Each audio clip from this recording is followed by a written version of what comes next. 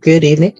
Good evening, everyone. It is Friday, December 12th, 2025. At least for another few weeks. It's 2025. So hello everyone. And I hope we're having a great Friday night. I have been dealing with a headache, but I cannot cancel on you guys tonight. I just couldn't stay away. So I have my Kyle juice here. It's actually pretty good. It's the peach one. I don't know if you ever had peach one or not, but it's pretty awesome. Hello everybody in the chat. I see you. I see you. So, we got some news. Now I watch a lot of other people, like I guess influencers, like news influencers, and Owen Schroyer was talking about how it's never a slow news day. There's always some news. You know, there's always some news, but some things are just less exciting than others. So we do have stuff to talk about tonight.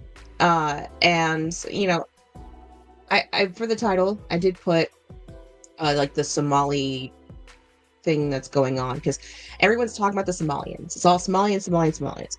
And Trump is just all Somalian, Somalia's garbage and everything else, and and then and then you have the mayor. I think it was the mayor of Minneapolis or something, eating Somalian food and looking like he's being held hostage. It was absolutely hilarious. I don't know if you've seen it. If you haven't seen it, check it out. It's so funny, because somebody said that if he takes one bite and then just starts playing with the food, then it's bad. So, how bad can it be? I saw somebody else get Somali takeout. They're gonna try it for themselves, because how bad can it be? Apparently it was really bad. She was just she just took a bite of almost everything and was just nah. But one thing was just beans. How can you mess up beans? I don't know. As a Latina, I think that it is, I don't know, sacrilegious to mess up beans, because it's a big staple. I was raised eating, beans, and to see the beans in that thing, and she takes a bite and she's no, how can you mess up beans? I don't know. Anyway, that's just me, because I'm I love to cook, and I even like to cook international foods. I make a Japanese curry, and I make Honduran food, because I'm raised in a Honduran household, and of course I make the southern typical country stuff, raised in the South, obviously by my accent. So anyway, yeah. So what happened? The reason the whole Somali thing kind of came up, for one reason, is it Ilhan, whatever. I'll just call her Omar, Rep Omar, because obviously she's Somalian. Everybody knows she's Somalian, and so in some way the whole topic of Somalians never leaves, because she's always everywhere. She's very opinionated in front of the camera a lot, and she gets herself into stuff with her mouth, but because she has the D next to her name, she never has to own up for it, which is obviously intentional. So the whole topic of Somalia never goes away, because she unfortunately won't go away. She's absolutely insufferable. But recently, unless you've been living under a rock, you'll know that the Somali community, or at least a huge part of the Somali community in Minnesota, they were found to have been doing like massive fraud. Like I think it was during COVID or since COVID, like the whole like when the government was like throwing money at COVID stuff, like programs and whatnot. So apparently they were I believe one thing that they were supposedly doing that was fraudulent was that they were supposedly uh using kids. They had they supposedly like it was like 100 or maybe like a thousand kids or so, and they actually like submitted names and stuff like Big Problem. That was a name that they made for a child supposedly that they were feeding, but there were no kids and there was no food. Like there was a facility, but there was nothing coming out of it or going into it. It was just people basically pocketing the money. And I know, it's not the only they're not the only people that did it during COVID. There's a lot of people that took advantage of taxpayer dollars during COVID. It was a shit show, to say the least. So yeah, like the thing is that what the left has this severe white savior complex. I don't like to bring like race into things because I think it's just like low hanging fruit, especially because the left is obsessed with race. And I did not grow up obsessed with race. I grew up, my mother taught me that in this country you can be anything you want and do anything you want as long as you work for it, which is true.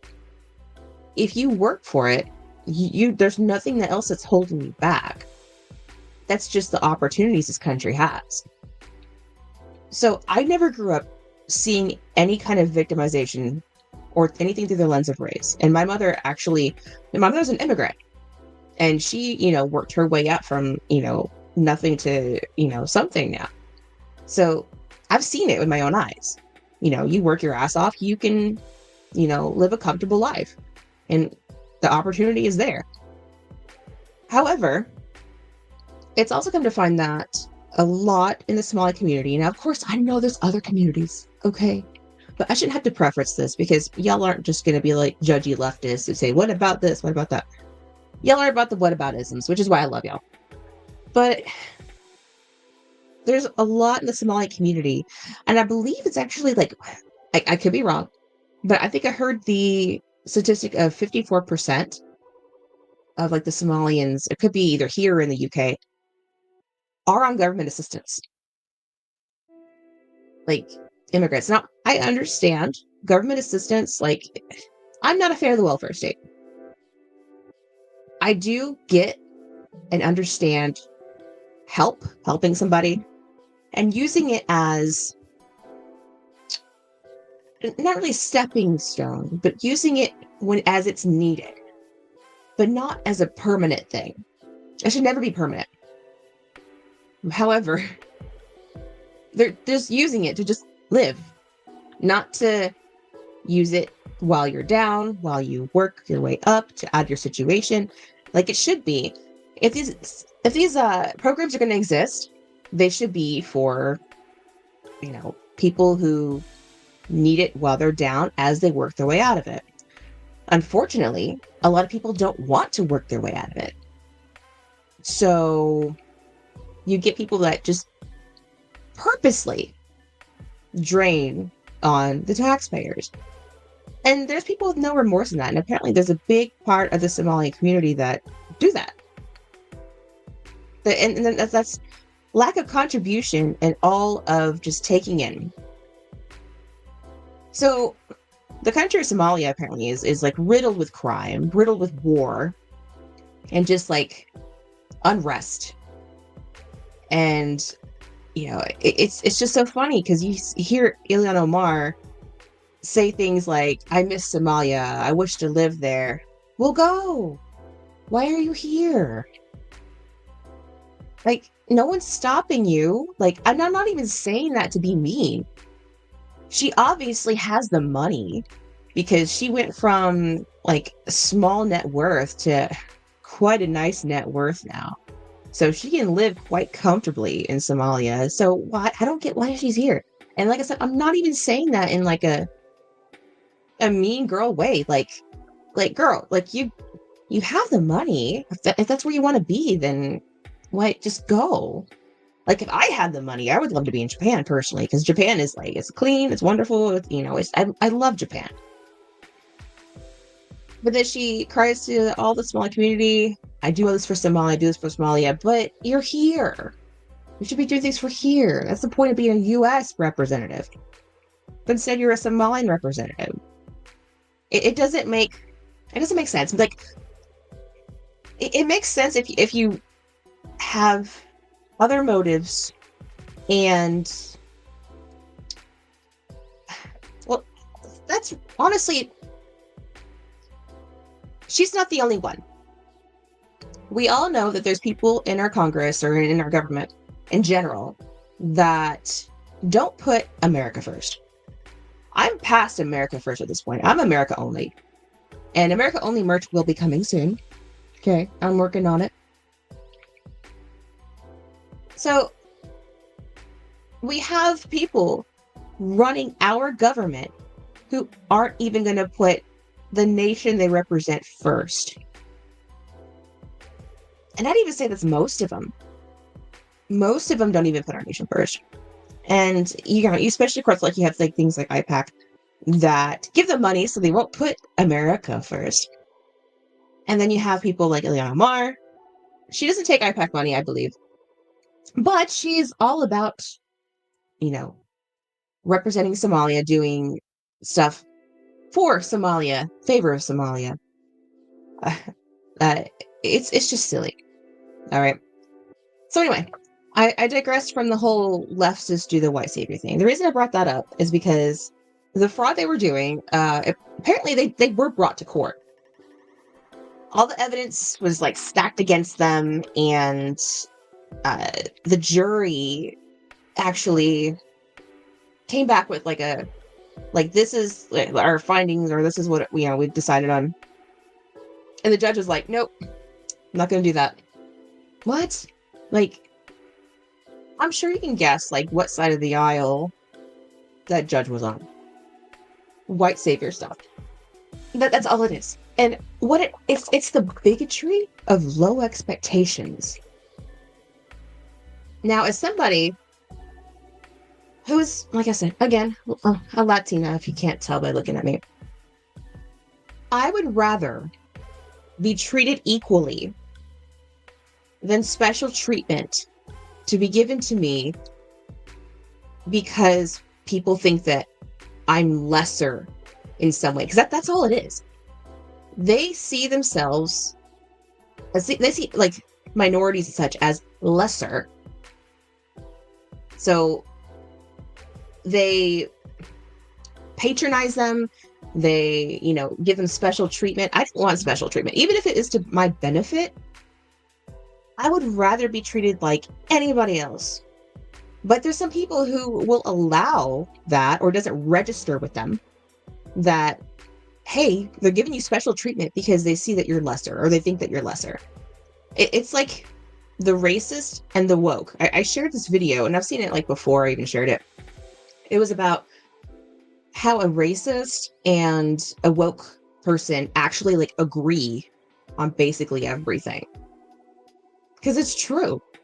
And of course, they're going to, the cognitive dissonance with the whole thing about how they don't see themselves as racist. And they call everybody else racist.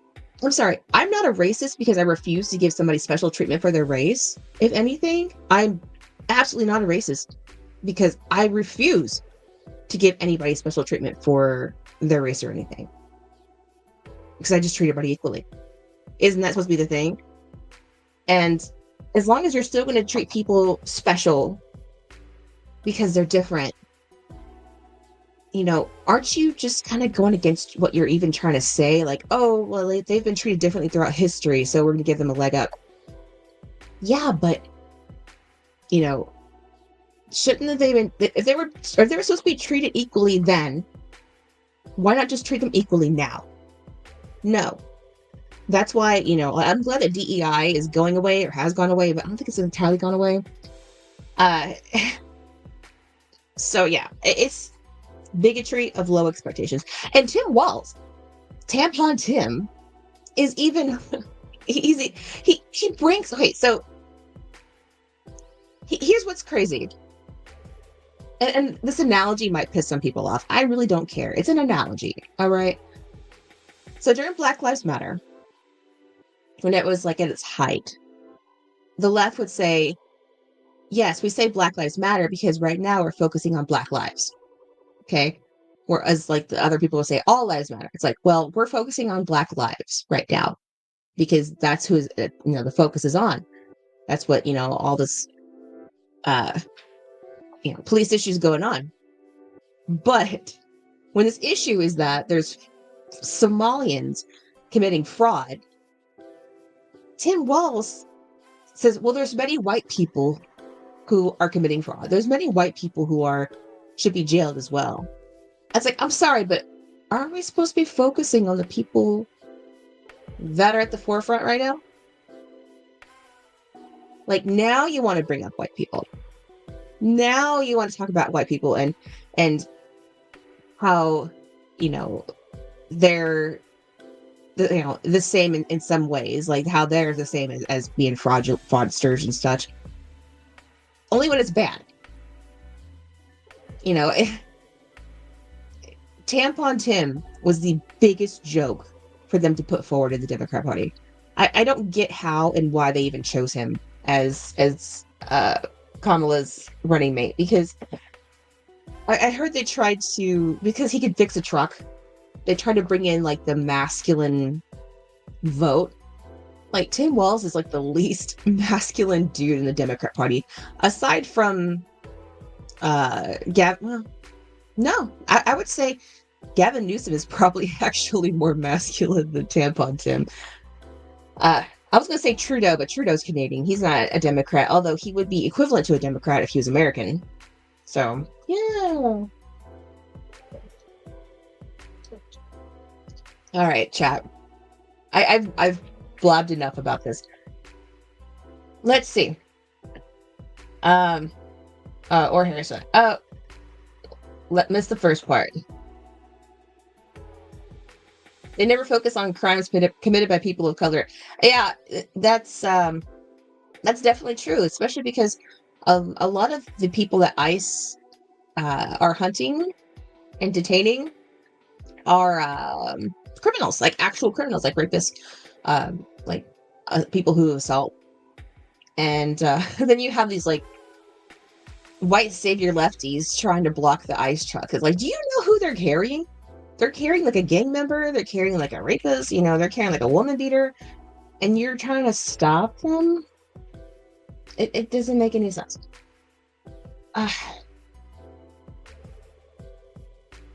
Tim Walz is as masculine as a mouse. No, a mouse is more masculine. Have you seen Jerry? Whenever like on Tom and Jerry, whenever he'd flex, like he was a lot more masculine than Tim Walz. That's for sure. That's for damn sure. Tim Walz talks about how he's masculine because he can fix a truck. I'm sorry, I do a lot of my own car repairs. Like, if I don't need an actual, like, special tool, I'll do it myself. And how masculine do I look? I'm not going to claim to be masculine just because I can do car repairs. It's stupid.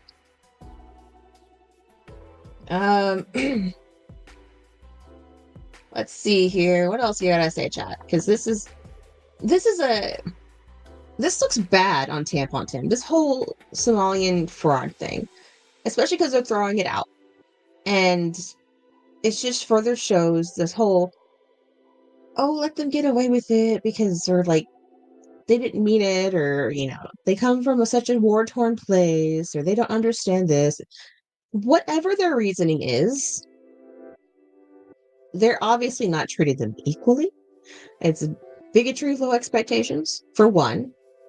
And secondly, they are, I would say in a way, cutting off their nose to spite their face just to show how virtuous they are. And I'm fatigued, y'all. I am so fatigued with virtue signal, like, especially at the expense of other people. Like, virtue signaling has, it's not only in some ways offensive, depending on like what the virtue is. In this case, it is pretty offensive because it's bigotry of low expectations for the Somali community. But it's exhausting. It really is. When is this going to stop? Is it stopping yet? Like, it, is it stopping yet? I'm so, like, the whole virtue signaling, like when no one cares. You want a sticker? Is that what you want? You want a sticker, okay? You want a pat on the back? Because nobody really cares anymore. People are even embracing being called racist because they know they're not actually a racist, but they're going to be called a racist regardless. So some people are just like, sure, yeah. Like the Cinnabon lady. Although she was really going to town on that. That was quite a video. If you haven't seen that, there's, a lady that works for Cinnabon who got in a verbal altercation with some customers. I believe the customers actually were Somali, and it's quite the video. Bananarama stickers. Yeah, if I had some Bananarama stickers, actually, I have some taxation is theft stickers from Dan Behrman. He gave me like a stack like that big. And I'm putting some of those in the sign calendars. Once the photo, okay, so I know, just a little update on that. I had to order the photos that I include with the sign calendar. I had to order those from Shutterfly. And because I know this is taking a bit to get those out, I made them bigger. So they're bigger than last year. And you're also getting taxation stuff stickers too. So you're getting the signed 5x7, a random pinup that didn't make the calendar, and some stickers to go with that. So yeah, that's the update on that. All right, anyway.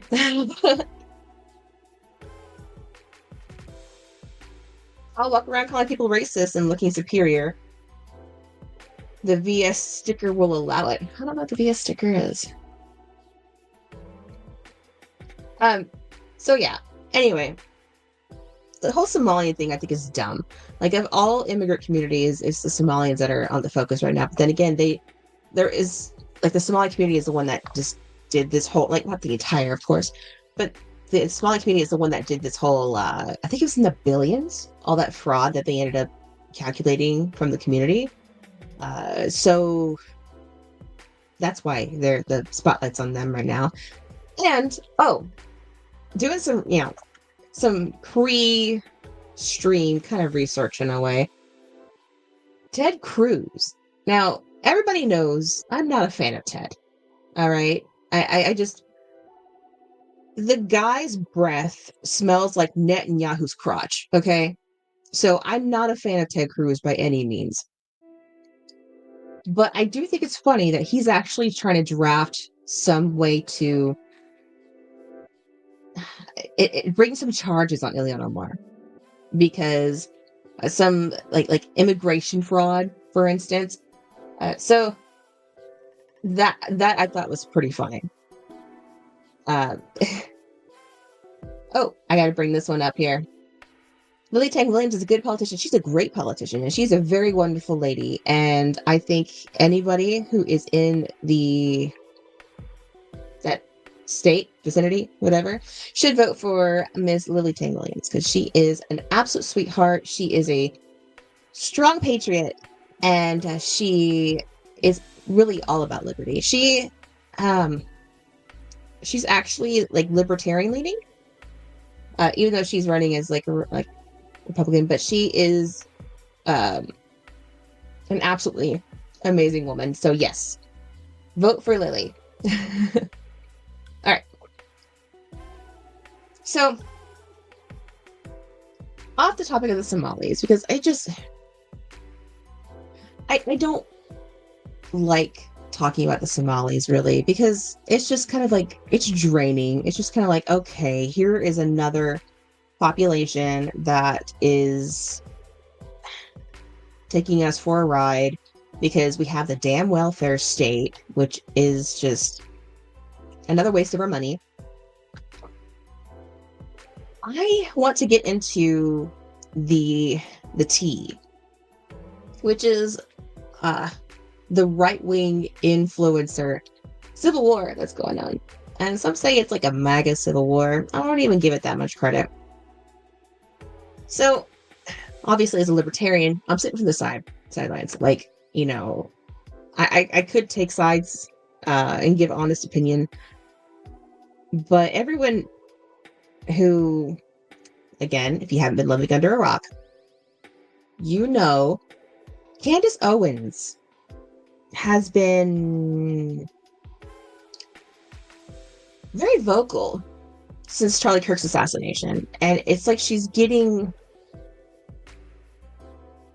don't want to say she's getting more and more, I don't know if she's getting bigger necessarily, but in some ways she's just getting crazier. And I say that regardless if you like her or not, and regardless if you feel she's onto something or not, she's really revving it up.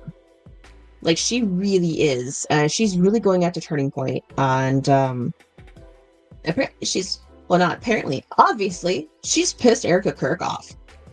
And somebody asked Erika Kirk about Candace, and the look she gave, like, if looks could kill, like, no.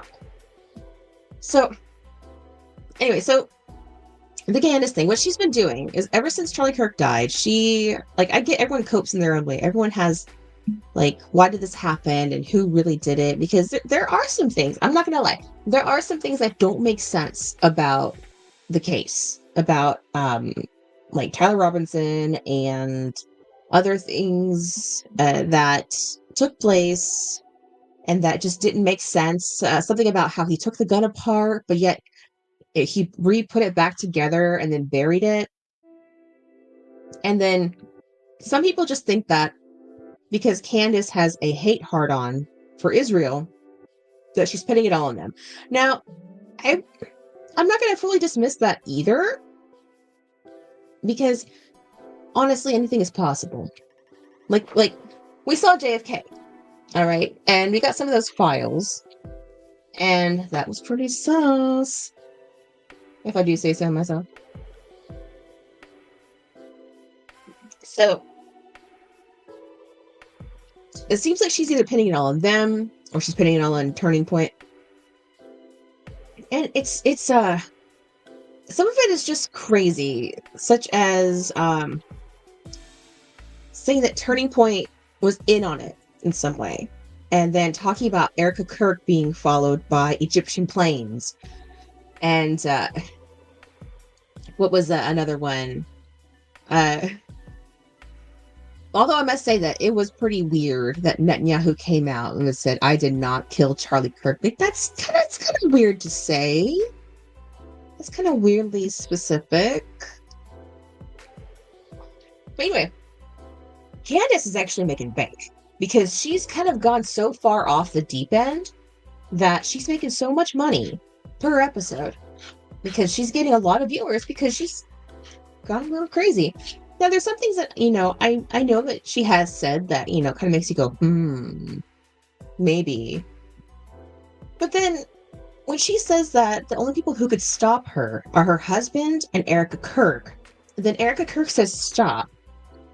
And then Candace now is like, what am I wrong about? She said stop. Like, I think she even tried to say Erika may have been on it. I'm not sure. I try not to get too deep into people's craziness. But you have Candace going on, like, pointing fingers at everybody. Everybody but Tyler Robinson. And, like, personally, like, here's what my little small conspiracy theory is. I don't dismiss that it could have been an Israel Mossad thing, but I do think that Tyler Robinson did it. Here's what I think. All right, and this is like my own crazy conspiracy theory too. Like, I'm not gonna be as like deep and wild as Candace, but uh Tyler Robinson, he was in Discord. Like, I have Discord too. It's in my link tree in my bio on X. Anyway, so he was on this Discord, and I really think that he was further radicalized on this Discord because he's had like a huge social media imprint, but he was big on Discord. And I really think he was radicalized on Discord. And Mossad is supposedly an extremely, extremely capable intelligence agency. So my tinfoil hat conspiracy theory, I guess, is that he was radicalized by either Mossad or Mossad adjacent individuals on Discord to carry it out, because it seems like he really did it. Like, there's people who've done body language of like little, like his little first interview in front of the judge, and it really seems like he did do it to me. But I do feel like he didn't act alone, and I do feel like he may have been further radicalized by either Mossad or Mossad adjacent. Because here's the thing, is that if you are going to do something like that, and you are a foreign government trying to take out somebody in a different country, you want to try to keep your hands clean as much as possible. Get somebody else to do your dirty work, right? And it's completely plausible that some crazy ass leftist will do something like that, obviously, because I did. So that's what I think. I think that he was radicalized in Discord by either Mossad or Mossad adjacent. So I don't think that they directly, assassinated him, but I do think that they indirectly did it. Because we've seen our own FBI radicalize people and try to get them to carry out stuff, Like, we know intelligence agencies do that. Like, wasn't there like some sort of like kidnapping thing during COVID with the FBI and I believe the governor of Michigan or something? So we know intelligence agencies do that. So I don't think it's that far-fetched to think that he would have been radicalized by either Mossad or a Mossad adjacent organization. Oh, here's something. The FBI was at least partially responsible for J6. I wouldn't even say partially. I would say that they really threw some fuel onto the fire because there were a lot of very passionate people there. And I really think that they pushed the passionate people, and they also did it themselves to make it look more like those passionate people were doing more than they really were. I will say, however, about January 6th, the left, when they're unhappy, they torch businesses, cars, private property, loot, they do all that crazy stuff, riot. And then when the right wing was angry, they took it to the source. They took it directly to the government. And that I actually respect, because if your grievance is with the government, take it with the government. Don't ruin the livelihood of citizens that had nothing to do with it. Because the left likes to demonize the right about J6, but they took it to who the grievance was with. They didn't torch and loot private stuff. They didn't harm their fellow citizens. They took it to the government. And that's what if you have a grievance, you take it to who you have a grievance with. It just makes perfect sense. So, yeah, on J6, I was actually I was like laughing all day, like a whole day. And because I was like, oh yeah, because, our government needs to be reminded that, the people, are still there. The people are the ones that, put them in charge. And if they falter, they falter. Now, I'm not necessarily trying to justify any kind of violence, or threats of violence, but the thing I'm saying is that, when they got out of hand, they weren't damaging private property. They were going directly at the government. And it's so funny that the left tries to demonize the right for doing that and then turn around and call them bootlickers. I'm sorry. Like, your issue, like, they'll torch police stations and stuff, but their issue is supposed to be like with the government at times, but they don't take it to the government. It's just so weird. It's just so weird. Yes, I said that from the beginning. Don't fuck with people, fuck with politicians. Exactly. Yeah. And don't forget to bully politicians daily, hourly is ideal.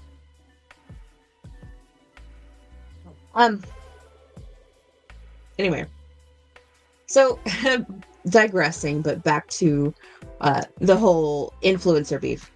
And so you got like people like Tim Pool who are, I believe he is spoken out against Candace, and Candace has tried to, throw some of her own wrenches at Tim Pool, because Tim Pool had an incident where somebody showed up his property and fired some shots. Now, I believe those, especially because nobody was hurt, that, the shots that were fired were meant to scare into silence, which I believe, unfortunately, it might be working. I have heard that he's taking his show down. I don't know if he's like ending it or what. But Candace said that it was Tim's brother. How would she know that? Does she know Tim's brother? I don't think she's really in as much as she says she is. I think she either may claim to have sources or she gets bad sources, because that just seems kind of weird and far-fetched. Because Tim has been swatted a lot. And the thing is that he's a moderate. That's just crazy. He's a moderate, and he's been swatted so many times as if he's such a threat, because the left cannot control their emotions to fathom that people who disagree with them are existing. And yet they talk about, oh, you hate me because you disagree with me. That means that you think I shouldn't exist. No. You think I shouldn't exist because my opinions are different from yours. That's hate. I don't think you shouldn't exist because I disagree with you. What's ironic about the Coggies is they will cheer a voice they don't like being swatted. Yeah, they cheered an assassination of a man in front of his family. They're disgusting. Absolutely disgusting. And then they want to talk about, like gun control, value of life, and tolerance, and all this other shit. But they are just the most hypocritical narcissists. And they are the biggest racists. They are the biggest misogynists. And hypocrites. Yeah. The biggest absolute hypocrites. Yeah. I can't get any extreme leftists on my channel. Yeah, because they refuse to have any sort of dialogue with anybody that they disagree with or that disagrees with them. That really shows lack of character. Because if you're not able or willing to defend your positions, how confident are you in your positions? And if you think that you are so right, you should be able to go and debate with somebody and show and prove how right you are. I would think, right? That just makes sense. But it feels like they're really just so stuck in their own reality, which is far from actual reality, that if they step out of their echo chamber, they just go crazy. They rage out. They, just lash out. Like, you've seen like all these freakouts Like, they're all over TikTok. Like, they lost the election and they were just literally screaming into their phones on their cameras. They have no principles, so how could they have any character? Yeah, that's true. They don't have any principles.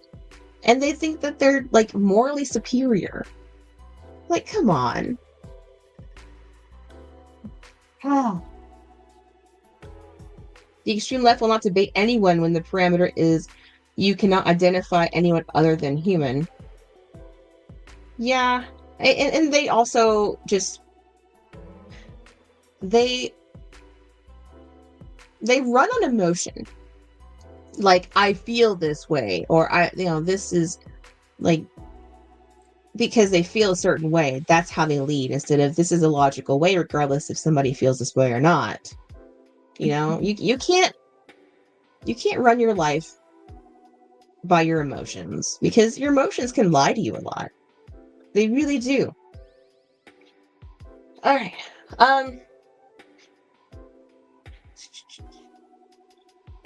Let's pull that up. StreamYard, what are you doing? Okay. So, yeah, so they're going back and forth. The right-wing influencers. I don't really know where some of the other ones, how some of them feel. I do know that it seems to be most people against Candace, because Candace has had the most outlandish like accusations and theories and whatnot, and a lot of it is the fact that she's very anti-Israel, which I honestly, I feel indifferent about the country itself, but I don't like any foreign country having any sort of involvement in our legislation process. I don't like any foreign involvement, period. I don't care who it is. But I feel as indifferent to them as I do any other country, because that's their thing. You do your thing. Like, you run your country how you see fit. Like, it's not how I want to live. Like, yeah, I can disagree with some of your tactics, but the way it comes down to it, like, just stay out of my government. Stop influencing my government. Like, any foreign, either Somali, either it's like Ilan Omar or it's IPAC. Like, just stop influencing decisions that are supposed to be for people of this nation by sending money overseas, sending anything overseas that doesn't benefit us. Okay? Because all that money's stolen anyway. Because taxation's theft. All that money's stolen that they're playing with. No foreign company should be lobbying our politicians. Yeah, exactly. But there should not be any foreign company, no foreign representatives in any way. None of that should be lobbying and influence our politicians. And IPAC is not registered as a foreign, like a foreign agent. It's so weird. I think Kennedy was going to make them register as a foreign agent, and then Kennedy lost his mind, if you know what I mean. So, back to Candace. I kind of really wonder if she is doing this out of grief, because apparently, according to Candace, her and Charlie were like this. Like, they were like besties. I've seen videos of them, and they seem like they were like cool, like really good friends. Apparently, Candace actually worked for Turning Point at one point in time. So I don't doubt that Candace was close with Charlie. I don't doubt that at all. But what I do doubt is a lot of the motive on why she's gone so scorched earth. She's losing a lot of friends. She's losing a lot of supporters. There are people who do back her up, of course, because yes, there's conspiracy theories. Like, a lot of people love a good conspiracy theory. I do. I'm a total conspiracy theorist myself. But some of the things that she's doing, of course, has become very hurtful to some. And all of those theories, all of them, obviously, cannot be true. And so when you have so many different theories, some are dragging some people who are still in mourning over Charlie's assassination. It's just very hurtful. Charlie had a family, had very close friends, had colleagues that are very much still mourning him. And she's just making the pain fresh. She's keeping the pain fresh, and she's not letting up. She has Tucker Carlson fully behind her. I do really like Tucker. And here's why. Tucker is an actual real journalist in the sense where he will book and interview anybody. Now, you won't see just anybody like on CNN. You just won't. But Tucker will, like, he had like Nick Fuentes on. He's had like, the dude interviewed Vladimir Putin. That's what I think a real journalist would do. Regardless of who you are, a real journalist is supposed to get all sides of the story so the viewer can make up their mind. As well as his laugh, it's hilarious.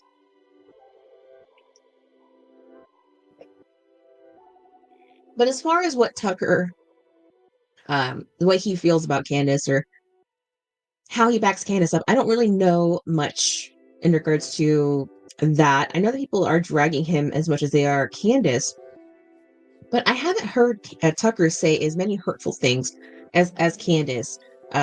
She, like I said, she's really keeping it fresh. She's keeping the pain fresh for people who are still in mourning. And this is going to be the first Christmas without Charlie. For his family and his friends, it's not going to be an easy Christmas, period. He's got really young children, and it breaks my heart to think about, this first Christmas without him.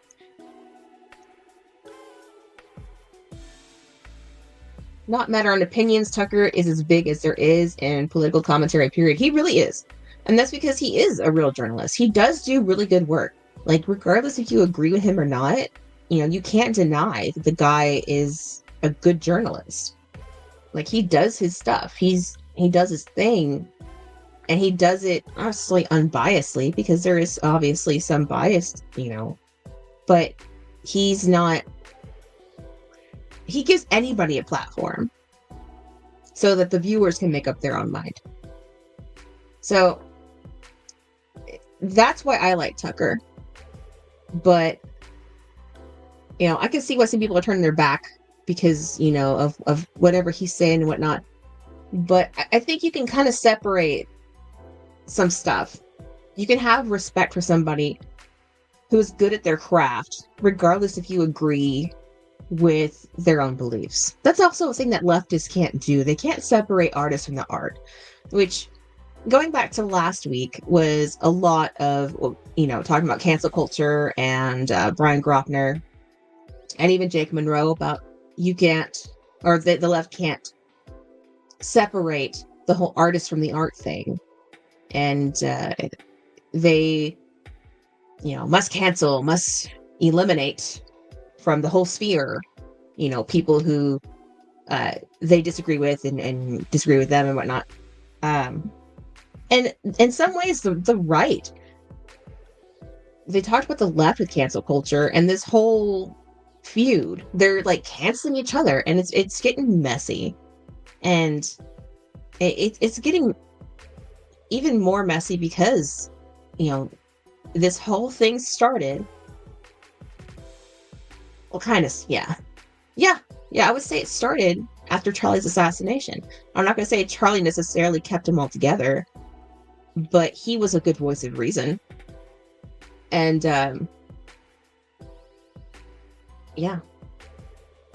he was a really good voice of reason. He's gone now, and now people are fighting.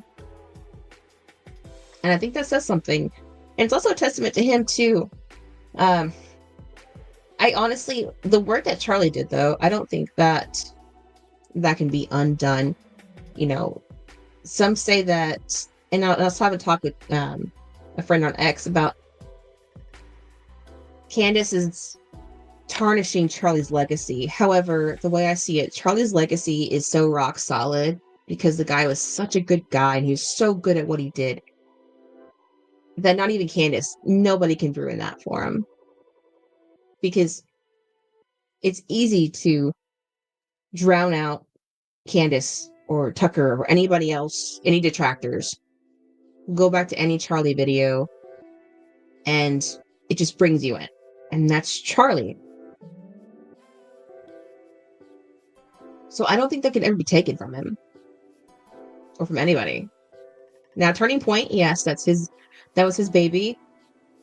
Some people consider that his legacy, but it is just a thing. It is just a company. It's not what people brought. It's not the whole Socratic thing that he did. Debate, asking questions, and being a voice for civil discourse and free speech. Regardless if Turning Point ends up shutting down or Turning Point just kind of loses their reputation because whoever's running it now just sucks or whatever. Except I don't think Erika's running it. But Charlie's methods, the way Charlie did things, that I see as his legacy. The thing that he did also was he really brought a lot of people back to religion, which, I'm personally not, a religious person. I'm not an atheist, but I'm not, religious. That's something that is a legacy that I know he would definitely see as a legacy. The fact that people can see him as a man of faith, that's one thing he wanted to be remembered for, was his faith. And that's his legacy. And the fact that he was such a free speech advocate, like I'm a huge free speech advocate myself. So as somebody who is a free speech advocate, that is one legacy of his that I actually really like about him. And I don't think any conspiracy theory, anything that Candace says or does to try to get the spotlight over the whole situation, I don't think any of that can be undone from Charlie, like, period. Like, his actual legacy is rock solid. Because it just is. He was such a good guy. Now, I don't necessarily know who else is in on this whole spat. I know there's other, like, I guess, smaller right-wing influencers or Republican influencers, MAGA influencers, whatever you want to call them, that are kind of getting in on this whole beef. But I think it is mostly Candace against so many other people. And it's kind of a bit ugly. I will say, and some people say they're trying to like split the Republican Party, they're trying to kill MAGA. I don't really necessarily think that's true. I really feel like they think what they're doing is right. Both sides are doing what they think is right. And the issue is that they're not agreeing with what they think is right. And I think in some ways, in a lot of ways, it has to do with the fact that people are getting sick of foreign interference into our government. It's become more and more open that there's a lot of foreign interference in our government. And some rally behind it, which is weird. And some are just like, no. But some of the ones that are just like, no, are just like, oh, no, it's the devil.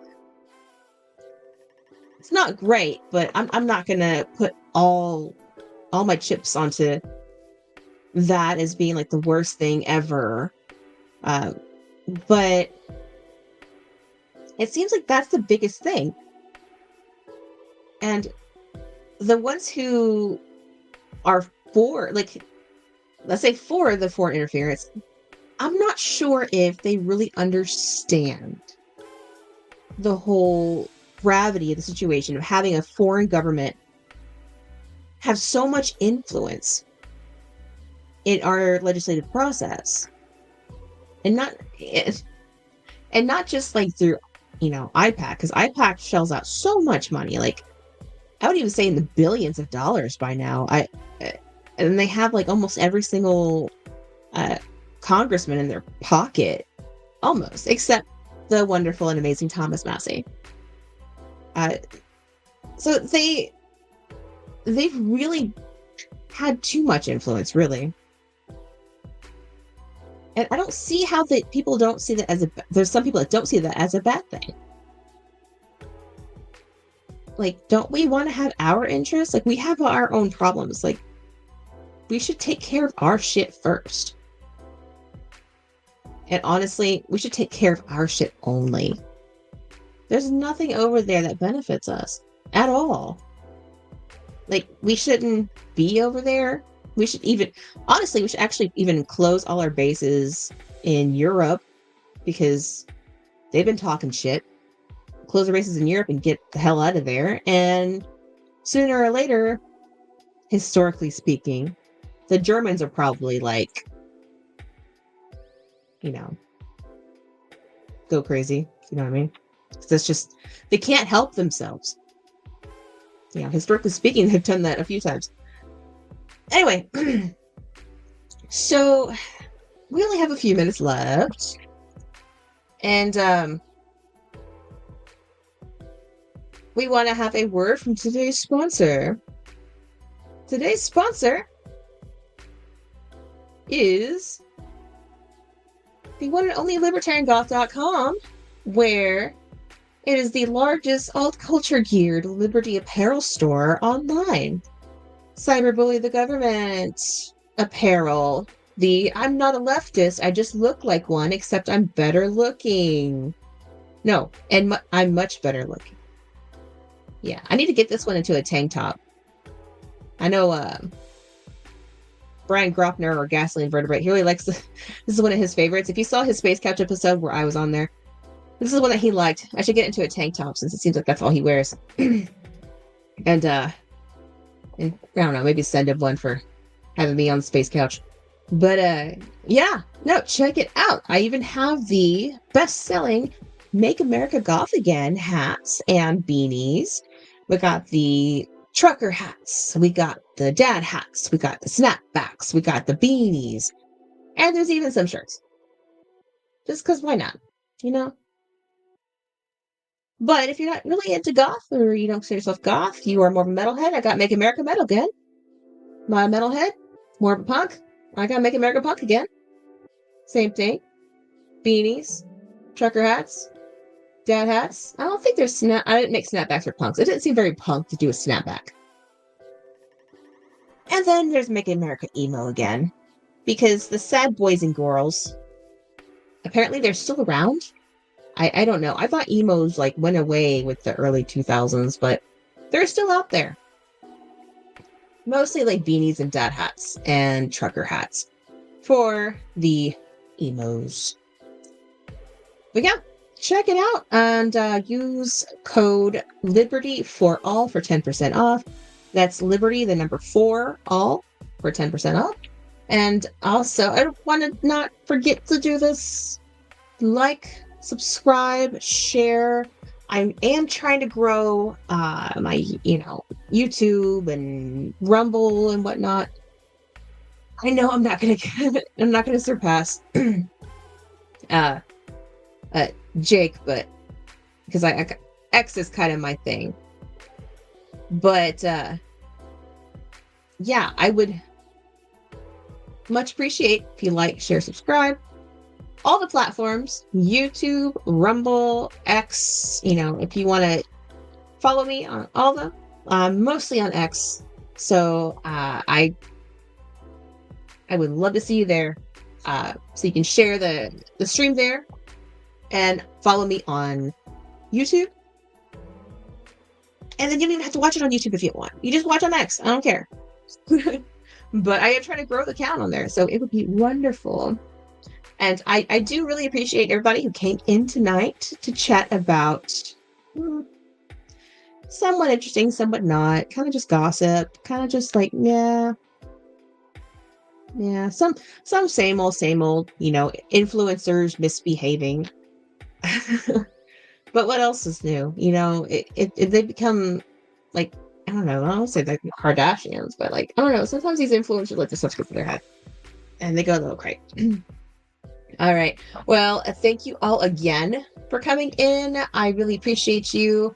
And don't forget to always lead with kindness unless they don't deserve it.